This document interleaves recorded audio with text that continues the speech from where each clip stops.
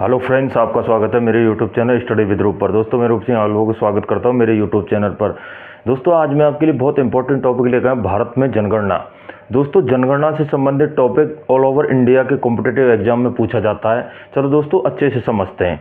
ठीक है दोस्तों, चलो वीडियो स्टार्ट करते हैं। भारत की जनगणना।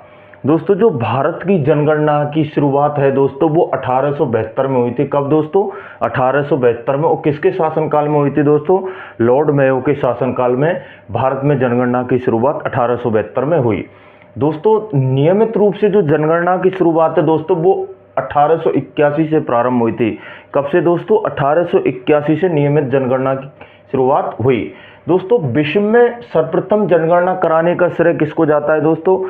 विश्व में सर्वप्रथम जनगणना कराने का श्रेय दोस्तों स्वीडन को जाता है। किसको? स्वीडन देश को जाता है, जो 1749 में स्वीडन देश में हुई थी।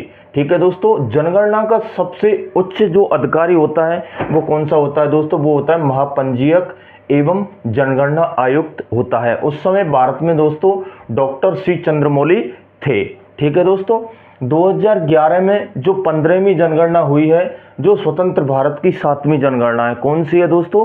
स्वतंत्र भारत की 7वीं जनगणना है। दोस्तों 2011 में भारत की जनसंख्या कितनी थी? 121 करोड़। कितनी दोस्तों? 121 करोड़। और वर्तमान में भारत की जो जनसंख्या है वो कितनी है दोस्तों? 143 करोड़ जनसंख्या भारत की है। ठीक है दोस्तों, अगला पॉइंट देखते हैं। विश्व की जनसंख्या का कुल भाग भारत में कितना है? 17.5%। कितना है दोस्तों? 17.5% है। 2001 से 2011 के बीच भारत की जो जनसंख्या वृद्धि दर वो कितनी रही थी दोस्तों? 17.7%। कितनी दोस्तों? 17.7%। देश की नगरीय जनसंख्या वो कितनी है दोस्तों? 31.2%। कितनी है दोस्तों? 31.2%। दोस्तों जो देश की जो ग्रामीण जनसंख्या का वो प्रतिशत कितना है दोस्तों? 68.2% देश की ग्रामीण जनसंख्या है। दोस्तों नोट से लगा के लिखा है, वो बहुत ही इंपॉर्टेंट फैक्ट है दोस्तों कि राष्ट्रीय जनसंख्या नीति 2000 के अंतर्गत भारत की जनसंख्या को स्थिर करने का वो लक्ष्य रखा गया था, लेकिन दोस्तों वो बढ़ा करके 2070 कर दिया गया है। राष्ट्रीय जनसंख्या नीति 2000 के अंतर्गत जनसंख्या स्थिरता प्राप्त करने का लक्ष्य 2045 से 2070 कर दिया गया है। दोस्तों भारत में जो सर्वाधिक जनसंख्या वाले राज्य हैं वो कौन कौन से हैं? पहला दोस्तों उत्तर प्रदेश है, दूसरा महाराष्ट्र है, तीसरा कौन सा है? बिहार। उत्तर प्रदेश की जनसंख्या कितनी है दोस्तों? 20 करोड़। महाराष्ट्र की 11 करोड़। और बिहार की कितनी है दोस्तों? 10 करोड़। और न्यूनतम जनसंख्या वाले राज्य कौन कौन से हैं दोस्तों? सिक्किम जिसकी 6 करोड़ और मिजोरम जिसकी 10 करोड़ जनसंख्या है। दोस्तों केंद्र शासित प्रदेशों में सर्वाधिक जनसंख्या दिल्ली की है दोस्तों, 1.67 करोड़। कितनी दोस्तों? 1.67 करोड़। सर्वाधिक जनसंख्या दिल्ली 1.67 करोड़। न्यूनतम जनसंख्या लक्षद्वीप 64,000। कितनी है फ्रेंड्स? 64,000। ठीक है दोस्तों, आगे देखते हैं। और राज्यों में वृद्धि दर सर्वाधिक, मतलब ऐसे कौन से राज्यों में जिसमें सर्वाधिक जनसंख्या वृद्धि दर हुई थी दोस्तों? मेघालय 27.9%। कितनी दोस्तों? 27.9%। और अरुणाचल प्रदेश में दोस्तों कितनी? 26%। न्यूनतम जनसंख्या वृद्धि दर वाले राज्य कौन से दोस्तों? नागालैंड -0.6%, इसमें घटी थी जनसंख्या दोस्तों। और दूसरा आता है केरल 4.9%। ठीक है दोस्तों, न्यूनतम जनसंख्या वाले राज्य कौन कौन से हैं? 2 हैं, नागालैंड और केरल। नागालैंड में -0.6% और केरल में दोस्तों 4.9%। केंद्र शासित प्रदेशों में वृद्धि दर कितनी रही थी दोस्तों? सर्वाधिक दादरा एंड नगर हवेली में रही थी 55.9%। कितनी दोस्तों? 55.9% 2011 की जनगणना के अनुसार।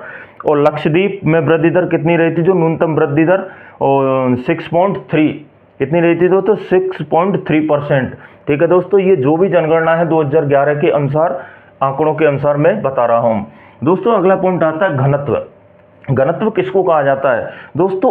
1 वर्ग किलोमीटर चौड़े और 1 वर्ग किलोमीटर लंबे क्षेत्रफल में रहने वाले लोगों की संख्या को दोस्तों घनत्व कहा जाता है। और देश में जनसंख्या का घनत्व कितना है दोस्तों? 382 प्रति वर्ग किलोमीटर। कितना है दोस्तों? 382 प्रति वर्ग किलोमीटर है। दोस्तों सर्वाधिक जो जनघनत्व है वो किसका है दोस्तों? बिहार का। कितना है? 1106 प्रति वर्ग किलोमीटर। और दूसरे स्थान पर आता है दोस्तों पश्चिम बंगाल 1028 प्रति वर्ग किलोमीटर।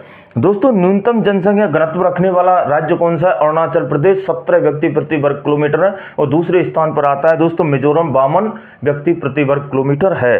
दोस्तों सर्वाधिक जनसंख्या घनत्व वाले केंद्र शासित प्रदेशों में आता है दोस्तों दिल्ली, जिसका घनत्व दोस्तों 11,320 प्रति वर्ग किलोमीटर है। प्रति व्यक्ति वर्ग किलोमीटर। दोस्तों न्यूनतम जो जनसंख्या घनत्व है वो दोस्तों अंडमान निकोबार का है, जो केंद्र शासित प्रदेशों में दोस्तों कितना है, 46 व्यक्ति प्रति वर्ग किलोमीटर है। दोस्तों ये भारत की जनगणना का पार्ट फर्स्ट है दोस्तों, और पार्ट सेकंड और आएगा जिसमें मैं सारी जनगणना को दोस्तों कवर कराने वाला हूं। दोस्तों अगर वीडियो पसंद आई तो वीडियो को लाइक करना, चैनल पर नए हो तो चैनल को सब्सक्राइब करना ना भूलें। दोस्तों ऐसी ही प्रतियोगी परीक्षाओं के लिए मेरे यूट्यूब चैनल को अवश्य विजिट करें। नमस्कार फ्रेंड्स।